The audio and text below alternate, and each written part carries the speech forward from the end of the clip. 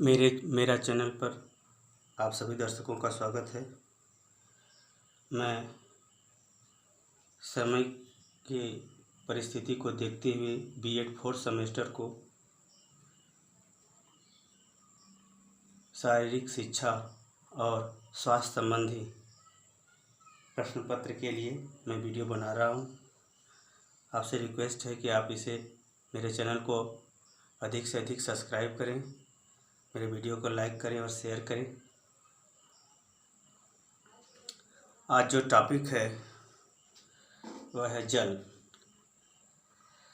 जल जो है, जल का निर्माण हाइड्रोजन और ऑक्सीजन के अणुओं के दो संबंधी एक के अनुपात के कारण से जल का निर्माण होता है। लेकिन इसके अलावा जल में जो है पोटेशियम, मैग्नीशियम, सोडियम इत्यादि और भी पदार्थ घुले हुए होते हैं। इसलिए जल जो है एक भोजन माना जाता है, एक प्रकार का भोजन पदार्थ है, क्योंकि जल से जो है हमें जो है ऊर्जा भी मिलती है। जल से हमें ऊर्जा को मुक्त कराने संबंधी गतिविधियां भी जल के माध्यम से संपन्न होती हैं। और मानव शरीर में जो है लगभग 60% से अधिक जो है संरचनाओं में जल का महत्वपूर्ण योगदान होता है। शरीर को स्वस्थ रखने में भी जल का महत्वपूर्ण योगदान होता है।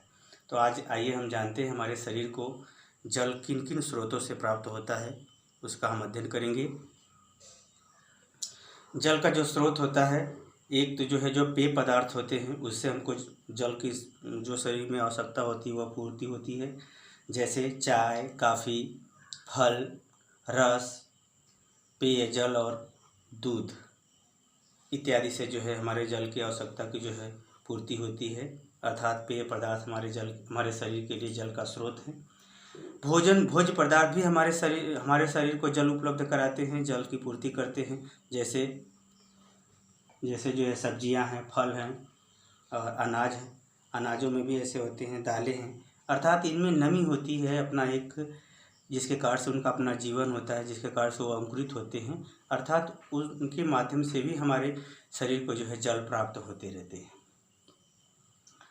अगला जो है अगर हम देखें शरीर को और कहाँ से जल मिलता है, चयापचय क्रियाओं से भी जल जो है उत्पन्न जल हमारे शरीर के काम आते हैं। जैसे अगर हम जब हमारे शरीर में भोजन पचने लगता है तो उसमें काफ़ी तत्वों का जो है वो विघटित होते हैं और वो विघटित होकर के हमारे शरीर जो है वो उस आवश्यक तत्वों को लेती है। तो उनको यह प्रक्रिया होने में भी जो है, ये जब प्रक्रिया चलती है तो उन विभिन्न पदार्थों के से भी हमको जल मुक्त होते हैं, जल हमारे शरीर को प्राप्त होते हैं, जिससे हमारे शरीर में जो है वो जल की मात्रा बढ़ती है या जल हमारे शरीर को प्राप्त होता है। ये जो होते हैं चयापचय क्रिया के अंतर्गत, जब कार्बोहाइड्रेट्स मुक्त होती है, जब प्रोटीन मिलता है शरीर को तथा वसा इत्यादि के द्वारा ये सब जब मुक्त होते हैं, अर्थात ये शरीर में पाचन क्रिया के दौरान ये जल की जो मात्रा इनमें जो होती है वो प्राप्त होती है शरीर को पाचन क्रिया के दौरान। इस प्रकार से हमारे ये सब जल के स्रोत हैं जो हमारे शरीर को प्राप्त होते रहते हैं। अब जल के कार्य क्या हैं ये हमको देखना है। जल के कार्य क्या हैं? अब इसमें नंबर 1 है जैव तरलता को बनाए रखने में, यानी हमारे शरीर में जो तरलता है, यानी जैसे खून है, पसीना है, खून है, पसीना है, रक्तचाप है, लार है, मस्तिष्क से संबंधित जो है मस्तिष्क में भी एक प्रकार का तरल पदार्थ पाया जाता है, वो इत्यादि जितने भी मलमूत्र हैं इत्यादि सब, इसको संतुलित रखने में जल महत्वपूर्ण कार्य करता है। इनकी मात्रा को नियंत्रित करने में, संतुलित करने में, उत्सर्जन करने में, ये सब महत्वपूर्ण कार्य जल के माध्यम से संपन्न होता है। जल का सबसे महत्वपूर्ण कार्य है। फिर दूसरा जल का महत्वपूर्ण कार्य है शरीर के तापमान को नियंत्रित रखने में। अर्थात हमारे शरीर का जो तापमान 37 सेंटीग्रेड होता है, उस तापमान को नियंत्रित करने में यदि हम कार्य करते हैं तो हमारे शरीर का तापमान बढ़ता है, तो उस समय शरीर से जो है पसीना निकलता है, जिसके कारण से हमारा शरीर का तापमान नियंत्रित होता है।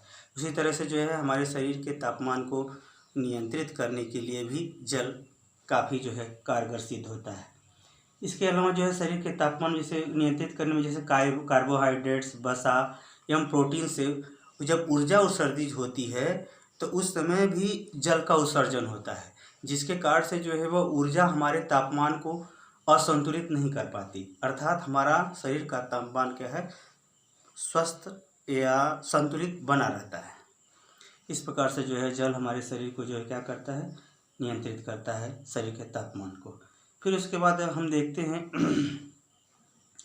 शरीर से जो है, हाँ, शरीर के पोषक तत्वों को एक प्रकार से, जो हमारे शरीर के पोषक तत्व होते हैं उनको एक स्थान से दूसरे स्थान तक ले जाने में या पोषक तत्वों को जल के माध्यम से शरीर में उचित अंगों तक या उचित क्रियाओं तक पहुंचाने का भी कार्य होता है, यानी परिसंचरण का भी कार्य होता है जल के माध्यम से, जिसमें विटामिन्स, खनिज लवण तत्व, कार्बोहाइड्रेट्स, प्रोटीन इत्यादि जो है शरीर में जहाँ उसकी आवश्यकता है, जहाँ जहाँ जिस कार्य में वो उसकी ज़रूरत है, या हमारे शरीर में जिन अंगों को निर्माण में ज़रूरत है, या शरीर के विभिन्न अंगों में जैसा वो अंगों के अंतर्गत जो क्रिया गतिविधियाँ हैं, वहाँ तक सभी गतिविधियों में जल एक महत्वपूर्ण भूमिका अदा करता है।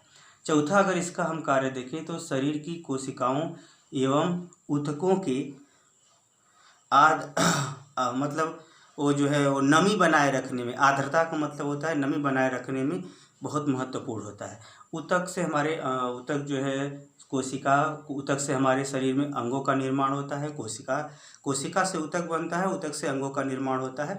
इस प्रकार से जो जितनी प्रक्रिया होती है उसमें जो नमी बनाए रखना है, जो नमी बनाए रखना होता है शरीर में, विभिन्न अंगों से जो रगड़ होती है वो नमी के कारण से जो है वो रगड़ नहीं हो पाती, तो विभिन्न अंगों की परस्पर रगड़ को से रक्षा करने के लिए या विभिन्न अंगों में नमी बनाए रखने के लिए और एक दूसरे पर फिसलन को बनाए रखने के लिए, ताकि वो जो है सभी अंग जो है घर्षण या किसी अन्य कारणों से किसी प्रकार का कोई नुकसान न हो या घिसे न एक दूसरे पर, तो इसके लिए आवश्यक होता है कि उनमें नमी पर्याप्त हो। तो ये जो नमी है वो भी जल से ही प्राप्त होता है, जिसके कारण से हमारा शरीर के विभिन्न अंग, आंतरिक अंग सुरक्षित रहते हैं तथा बाहर अंग जो है हमारी त्वचा भी स्वस्थ रहती है। इस प्रकार से अगर हम देखें तो जल को, इसलिए जल के विषय में अध्ययन करना आवश्यक होता है क्योंकि बालकों में पोषक तत्वों को प्रति जागरूकता एवं जल के उपयोग को बढ़ावा देना, यानी अगर स्वस्थ, सबसे बड़ी जैसे जल होता है, जल के प्रति इसलिए भी शैक्षिक शिक्षा के क्षेत्र में जल से संबंधित इसलिए भी अध्ययन कराए जाते हैं कि बालकों में स्वस्थ जल के प्रति और आवश्यक उचित और संतुलित जल के प्रति जागरूकता उत्पन्न हो सके, इसलिए भी इसका अध्ययन कराया जाता है। स्वस्थ शरीर के विकास हेतु उचित निर्देश देना, यानी जल के माध्यम से हम क्या करते हैं, स्वस्थ शरीर के कैसे रखा जाता है, शरीर के आंतरिक और बाह्य स्वच्छता कैसे जल के माध्यम से रखी जाती है, इसको भी ध्यान में रख करके इसको जो है शैक्षिक निहितार्थ के अंतर्गत शामिल किया जाता है या अध्ययन के अंतर्गत शामिल किया जाता है। विभिन्न भोज्य पदार्थों के उपभोग को बढ़ावा देने के लिए जल के माध्यम से, जैसे जल के माध्यम से जो विभिन्न भोजन पदार्थ हैं उनको किस प्रकार से शुद्ध, स्वच्छ, साफ सुथरा करके हम लोग भोज्य पदार्थों के रूप में उपभोग करें तो हमारे जीवन में स्वस्थ और सुखी शरीर प्राप्त हो सकती है। तो इसको भी ध्यान में रख करके जो है जल संबंधी जो है शैक्षणिक गतिविधियां शामिल की जाती हैं।